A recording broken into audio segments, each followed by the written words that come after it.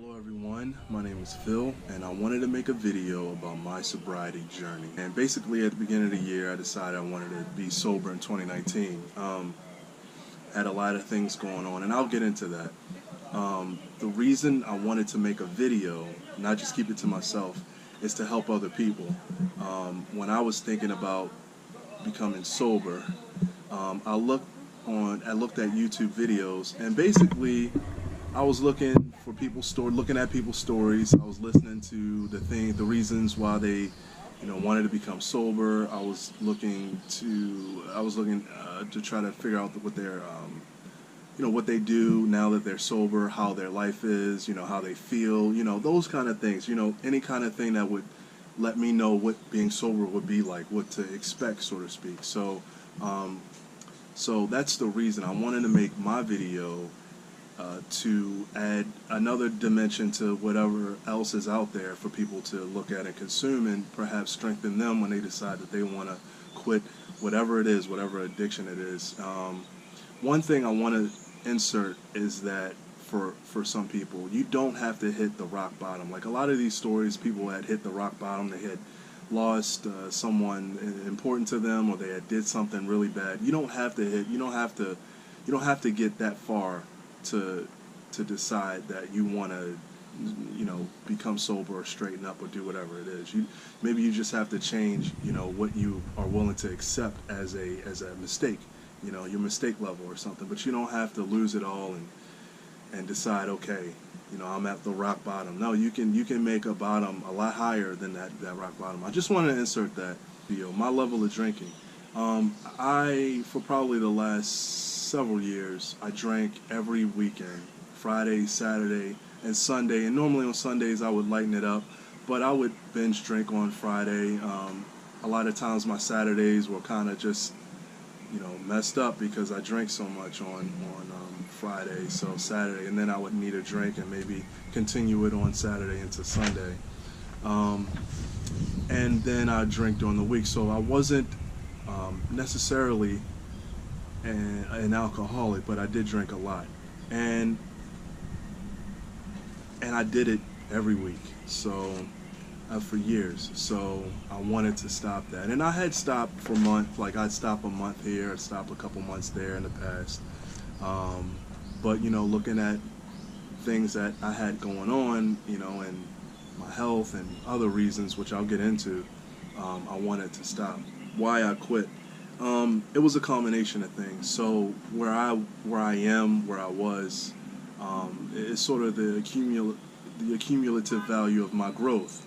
So from going to therapy sessions to different intentional growth things that I do, from reading and other stuff like that.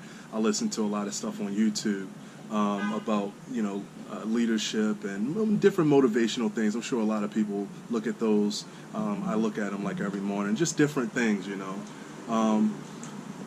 So it had to do with my level of growth. That's one. Number two was my health. Number three is the things that I had going on in 2019, my career. I was expecting, and also I didn't really like some of the relationships that I had, some of the things that were going on. I was not happy with. I just was, and I was uncomfortable, and I wanted a change. I wanted something drastic, and I wanted to have full use of me. I wanted to be available 100%. So I, decided that, as of January 1st or New Year's Eve or whatever, that I was not going to drink anymore. So that's kind of where I was, and my career was important too, because the nature of the things that I do, I kind of need to have my brain intact, and drinking on a regular basis affects my motor skills. So I wanted to always sort of be able to function like I am comfortable with functioning at the level that I function at. So I wanted to make sure that when my door is knocked on at work, that I could perform and respond the way I needed to. And that was important for me because I was hoping to get a promotion this year. So on the 1st I quit. Right now I'm 152 days sober, and it feels good. I must say it feels good. One of the things that I've picked up is I drink more coffee, so I intake more caffeine. The other thing is I eat a lot more sugars. So, that is sort of my exchange. They say that when you quit doing something, you have to fill that void with something else. In terms of my diet, I still eat good, but I definitely drink more caffeine or tea or coffee, and I eat the crap out of some Reese's cups. And the other things I've done to fill that void are my hobbies. So I bought a new camera. I go out and take walks and try to, take pictures of different things. I have my motorcycle. I just bought that in October.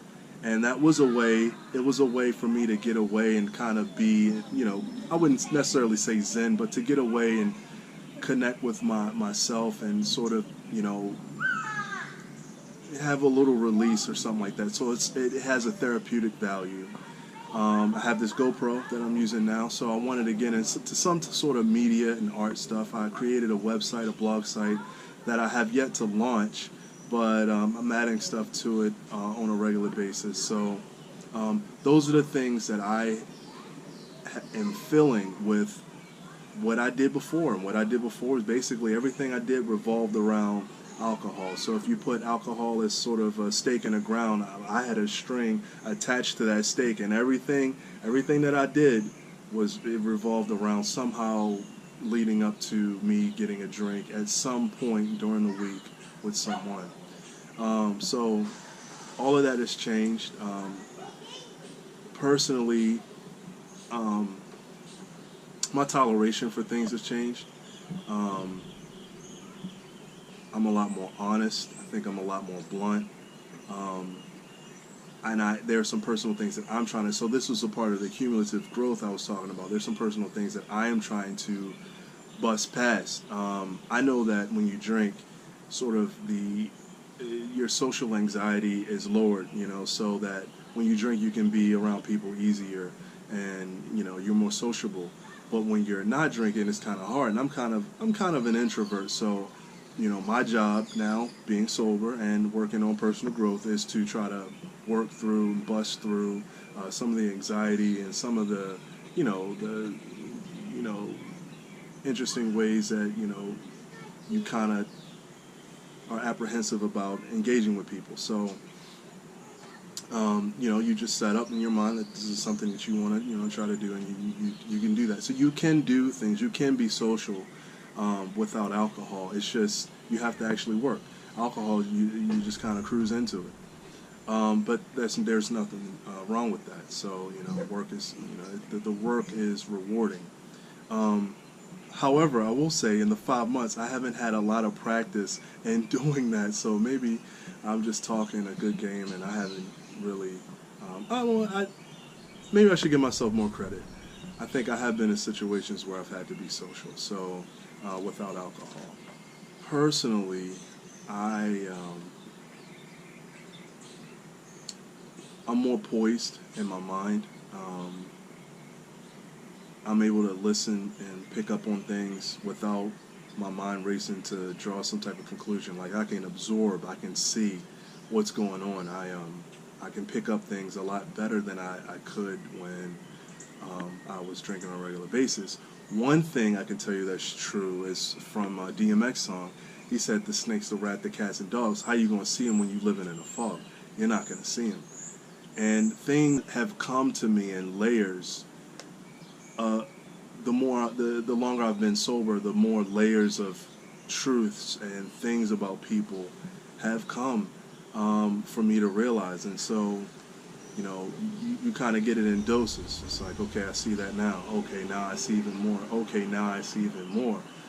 And so that's been my experience. But with regarding friends, I don't hang out at all now. I have a lot going on. And I think some of my friends are going to see this. But I have a lot going on. And I've also sort of cut off a part of myself with regards to the friends. So it's not necessarily the friends that, are, I wouldn't say an issue, right? But it's what I cut off of me. So it's not that I have anything about them. It's what I am doing to myself. You don't have to be the person that other people want you to be. You are free. You have the knife. You yourself. You have the knife to kill any part of yourself that you want to kill and cut off. And so I've made the decision to cut off certain parts of myself, certain things that I've done, certain ways that I've become, and to be honest, certain things that I think about, like sometimes I think about if I was drunk or if I was high on something, it repulses me now. It does, and I'm not exactly sure how all that came to be, but it does. I don't want to get drunk. I don't want to be that person anymore. I don't want to be that person anymore. So I have taken the knife somehow, and I've cut that person. I've cut that person off. And the other thing is, a big thing that's become important to me is reciprocity, reciprocating things. Like if I do something for you, I expect you to do it in return, or somehow show a certain level of gratitude that I know that if it came up, that you would know that we're establishing something. So reciprocity is really important to me now. So it's really important. If you know that I call you and I say I'm going to do something, and I'm going to do it, I don't expect you to call or you to say something to me and not do it. If you cannot do that, then I really don't have time for you. Especially with this little dude Malcolm here. I don't got time for no bullshit from nobody. So as it relates to sobriety, it's made me a little bit more decisive or intentional in how I'm going to have my relationships with other people. Because I'm not tolerating anything from anyone that I wouldn't give to you. No toleration. I don't have a lot of family. I don't need to have any sort of, I have to kind of, oh yeah, well, he's such and such like that. Freak, no way, no. I don't, why do I have to deal with, no. So that has happened. I think maybe I was more passive or lenient when I was a regular drinker, and now I'm a lot more decisive. And I think it has to do with me being decisive about how I'm doing me, or making my daily decisions. And so I don't accept certain things if I don't have to accept them, and I don't have to accept them. But I'm still growing. I'm still working the plan. I will say, as sort of a final word, that I did get the promotion this year. My son was born, and I have a GoPro. I take pictures, and I'm doing everything that I projected that I would do in 2019. And I still have more things that I'm trying to do and try to grow, and I'm trying to be more. Be more, more life, right? So that's it. So I'm only at 552 days. I'm at 5 months, 5 full months, and I really enjoy the journey. The mornings, when you wake up, it's not hard to get out of bed. I get up early. I do all kind of whatever, play games on my phone. I might do something for work or online or something like that. So getting up and I don't have the hangovers. I'm also not losing a lot of money being out, buying drinks and going to different places and stuff like that. So that's that. I hope that someone can benefit from this. I hope that you can see my experience and somehow you can add it to your arsenal or whatever you're trying to overcome when you see this. What I will say is that you need to have for me it was a combination of things. It was anger, it was goals, But you have to have something that's more powerful than the place that you're in. You know, for you to accept where you're at right now, you got to have something that you want more than what you're willing to accept from yourself and others at this point. And that thing has to be what allows you to get over the hump. And it won't be easy, but you know, you take it one day at a time. But you have to take the one day. You got to do one day. So you just got to take one day at a time. At the end of the day, evaluate, hey, I did today. And then the next day, you just go through that. And the things that you want, the things that you're trying to accomplish, has to be, you know, what is the driving force. You know, you don't just wake up at 152 days sober. You know, that first month was trying. You know, the time that you hung around your friends and they had an ice cold beer was trying. You know, that time when you got upset with someone and you wanted to go have a drink, that was trying. You know, but you have to just, this is what I want, this is what I'm trying to accomplish. I believe I can do it. And the other thing is, when I told my therapist I wanted to be sober in 2019, she recommended that I went to some type of counseling. Now I'm like, I've done this before. I know I can do it. I don't need no counseling. So I did it, obviously. But I didn't understand that. I understand it more now. Basically, if you do go to some type of counseling, you will have a community. And the community will help you to, there will be people who are in similar situations and will give you tools. I mean, there's nothing like, you know, I can go on YouTube and get some tools from people, but there's nothing like somebody talking to you and willing to spend time with you, do some sober hobbies with you. There's nothing like that. So if anyone is trying to quit, I do recommend going to some type of counseling or some type of sober community where there's a community around helping you accomplish what you're trying to do. I mean, I didn't really have any people to do sober hobby stuff with. I still kind of don't. I do it on my own. A camera is a very autonomous thing, whether it's a video camera or a snapshot camera. That's very autonomous. Writing on a blog is very autonomous. Riding on a motorcycle, autonomous. I'm doing sober stuff, but I'm doing that stuff by myself. And I'm trying to slowly build a community, or a community. I'm not trying to build a community. I'm trying to do things with people. I'm trying to do sober things with people.